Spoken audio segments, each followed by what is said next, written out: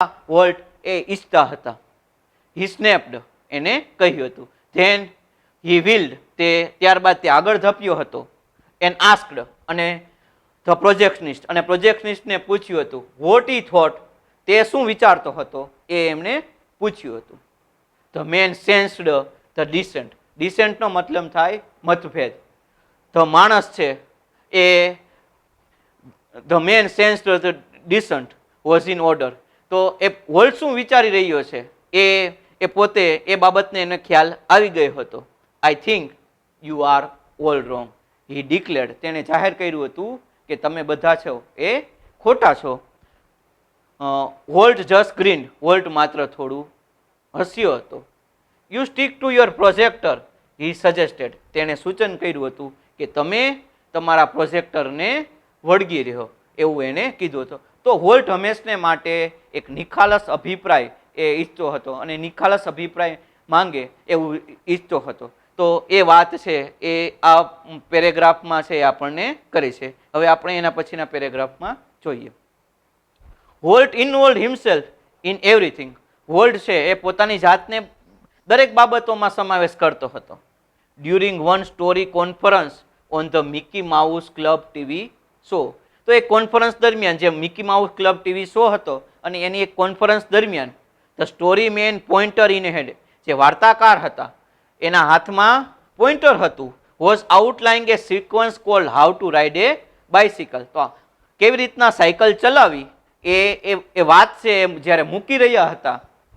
Now when you got on your bicycle. હવે તમે જ્યારે તમારી સાયકલ ઉપર બેસો છો.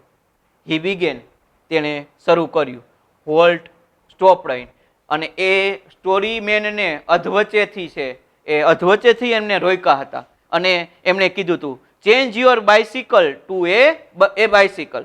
કે તમારું વિધાન છે તમારું સ્ટેટમેન્ટ છે એ બદલો. ચેન્જ યોર બાઇસિકલ તમારી બાઇસિકલ કે એ બાઇસિકલ. હી સે તેણે કીધું હતું. Remember every kid is not fortunate enough to have a bicycle of his own. દરેક બાળક છે એ ભાગ્યશાળી નથી હોતો કે પોતાની માલિકીની પોતાની બાઇસિકલ હોય. તો વોલ્ટ છે એ દરેક બાબતનું એ ખ્યાલ રાખતા હતા અને એ ઘણા બધા સંઘર્ષોમાંથી પસાર થયા હતા. એટલે એને જીવનની જે વાસ્તવિકતાઓ છે એ જીવનની વાસ્તવિકતાની પણ એમને હંમેશને માટે એને ખ્યાલ હતો. આ પેરેગ્રાફમાંથી ના જે ક્વેશ્ચન્સ છે એમાં જોઈએ તો first, who gave the final judgement. Second, why did Walt change his statement. કોનો આખરી નિર્ણય હતો આપતા હતા. બીજો પ્રશ્ન છે why did Walt change his statement. વોલ્ટે શા માટે પોતાનું વિધાન છે એ બદલ્યું હતું.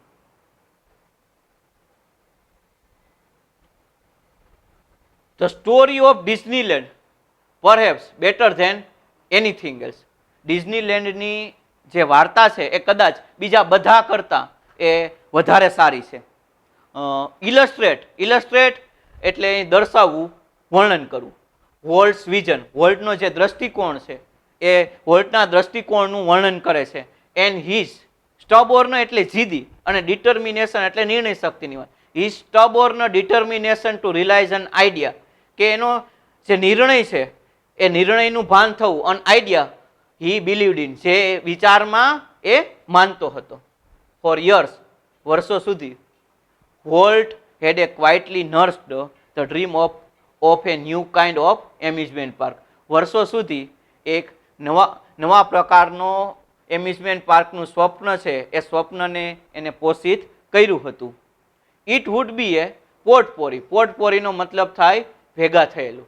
It would a potpourri of all the idea concept. બધા વિચારોનું મિશ્રણ થવું, બધા વિચારો ભેગા થયા હતા. By up is fertile imagination જે એમની ફળદ્રુપ જે કલ્પના શક્તિ હતી એ ફળદ્રુપ કલ્પના શક્તિમાં એમના બધા જે વિચારો હતા એ ભેગા થયા હતા. But the idea of sinking millions of dollar into amusement park. ઘણા બધા લાખો ડોલરો જે છે એમ્યુઝમેન્ટ પાર્કમાં એ પૈસાનો બગાડ થવો એનો જે વિચાર હતો.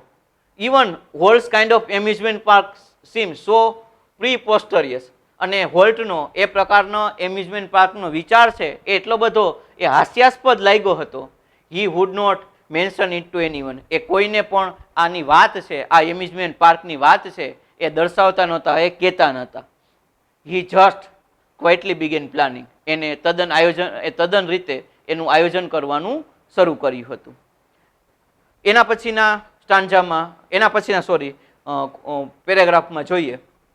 એઝ યુઝ્યુઅલ ધો he infused all of us with his own enthusiasm when he finally told us about the project.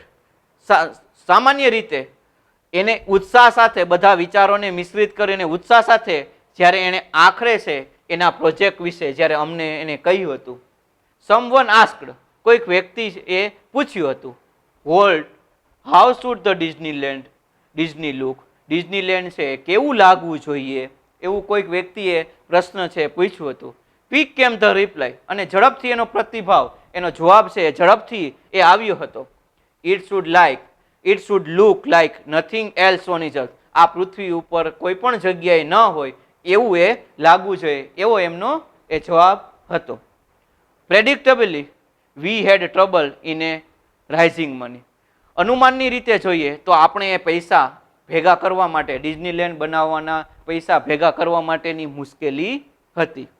But Disneyland did open. પણ ડિઝનીલેન્ડ શરૂ થયું હતું in July 1955.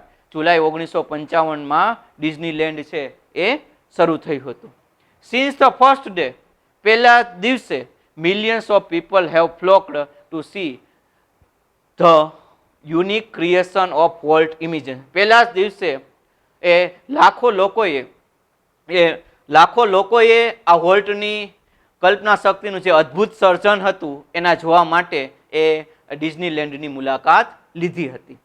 Like A kid with a new toy. એક બાળક જેમ રમકડા સાથે હોય એની જેમ. ધ બિગેસ્ટ, સૌથી મોટું. શાઇનીએસ્ટ, સૌથી પ્રકાશિત રમકડું ઇન ધ વર્લ્ડ, જે આ દુનિયામાં હોય એ રીતના. Walt used to wander. Walt છે એ પણ એમાં ફરતો હતો આ ડિઝનીલેન્ડ પાર્કમાં. Through the park staring as happily as any tourist. જે એક પ્રવાસીની જેમ આનંદથી છે એ પ્રવાસીને આનંદથી છે એ જોતો હતો.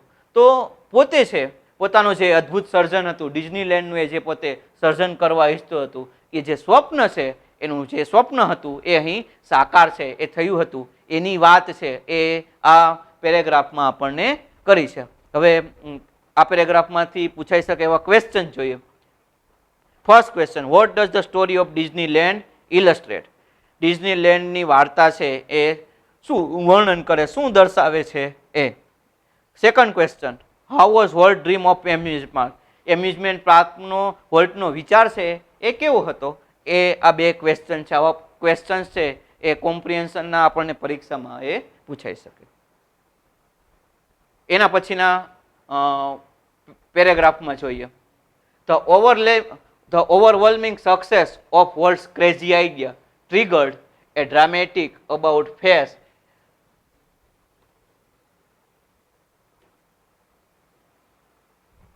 in the Disney's fortune. તો અસાધારણ સફળતા, અતિ તીવ્ર સફળતા છે જે વોલ્ટનો વિચાર હતો એમાં એમને મળી હતી. Yet success never changed volt. છતાં આટલી સફળતા મળી હોવા છતાં વોલ્ટમાં પરિવર્તન આવ્યું નહોતું. પહેલા જેવા વોલ્ટ હતા એટલા જ એ રહ્યા હતા, એવા જ એ રહ્યા હતા. હી રિમેન્ડ ધ સિમ્પલેસ્ટ ઓફ મેન. એ એકદમ સાદા, સિમ્પલ, એક સરળ માણસ છે એ રહ્યા હતા. હી હેટેડ પાર્ટી. એ પાર્ટીને ધિક્કારતો. એને પાર્ટીની ઉજવણી કરવા જવું એ ક્યારે પસંદ ન હતું અને એ જીવનમાં ક્યારે પણ કરતા નહોતા. તો એ હંમેશને માટે પાર્ટીને ધિક્કારતો હતો.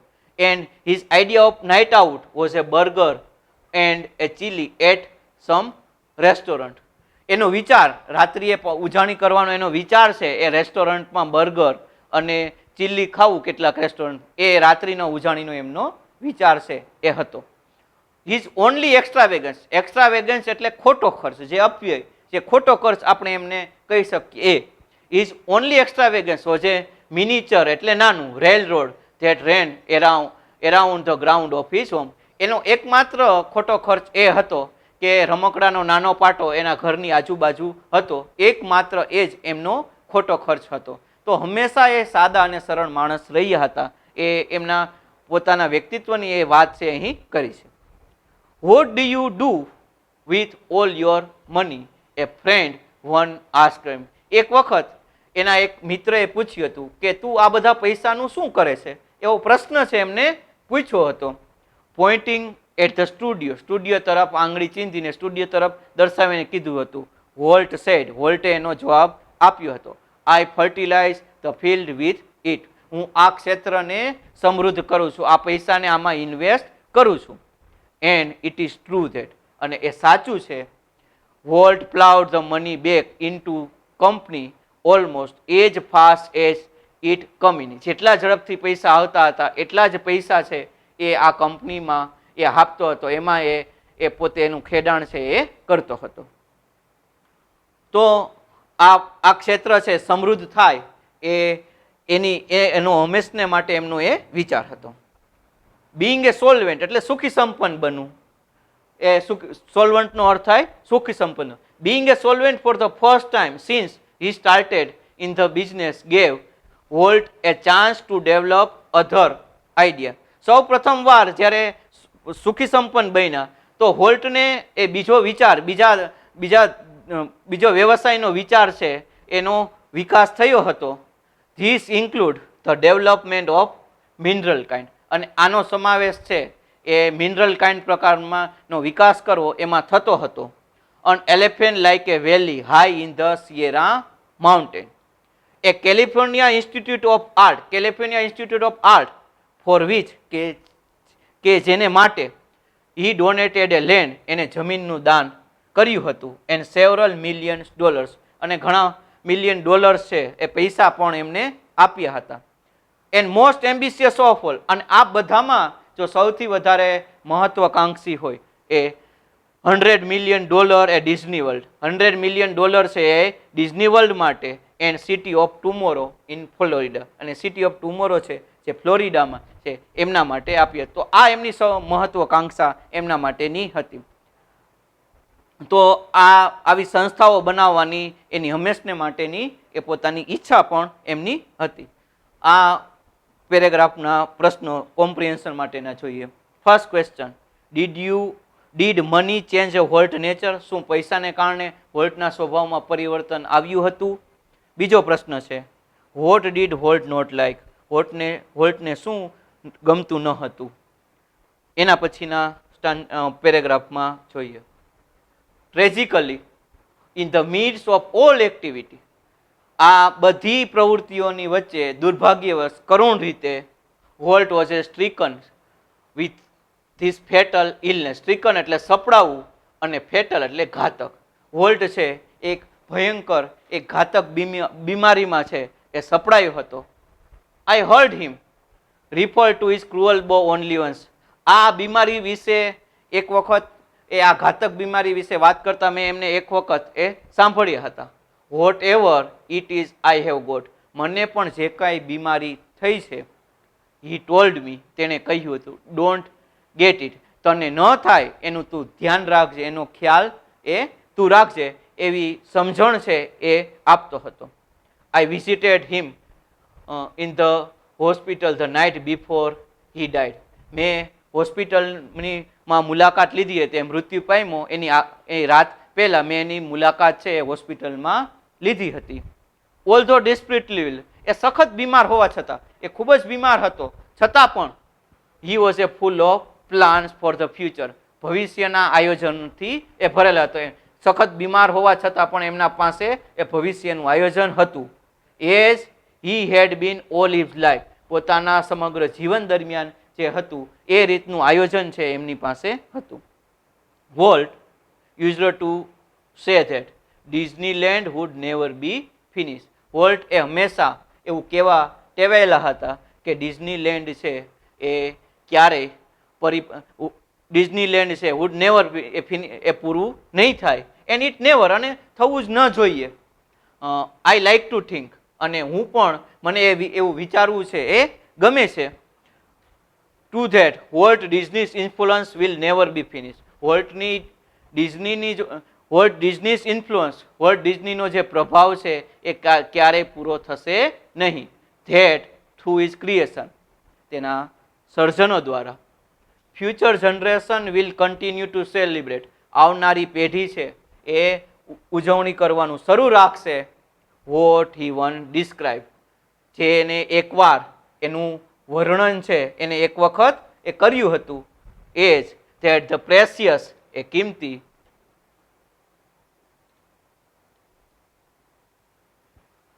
પ્રેસિયસ કિંમતી, ageless something in every human being, દરેક માણસમાં એ કિંમતી અને અમૂલ્ય એ વસ્તુ છે, એ બાબત દરેક માણસમાં છે.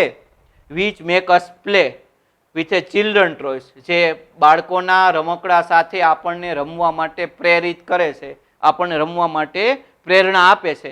And laugh at the silly things, અને સામાન્ય વસ્તુઓ છે, સામાન્ય બાબત છે, એ સામાન્ય બાબતમાં આપણને હસાવે છે. And sing in A bathtub and dream, અને બાથટબમાં આપણે ગીતો ગાઈએ છીએ અને સ્વપ્ન કરીએ છીએ, આના માટે મજબૂર કરે છે. આ દરેક માણસમાં, દરેક હ્યુમન બિઈંગમાં આ રહેલું જ છે. હવે આ પેરેગ્રાફમાં રહેલા જે પ્રશ્નો છે કોમ્પ્રિહેન્શન માટેના એ જોઈએ. First question, what was volt thinking about night before he died? Volt છે એ શું વિચારી રહ્યો હતો એ મૃત્યુ પામ્યો એ રાતે? બીજો ક્વેશ્ચન છે, what did volt use to say? Volt છે એ શું કહેવા માટે ટેવાયેલો હતો, એ શું હંમેશને માટે એ કહેતો હતો? Thank you.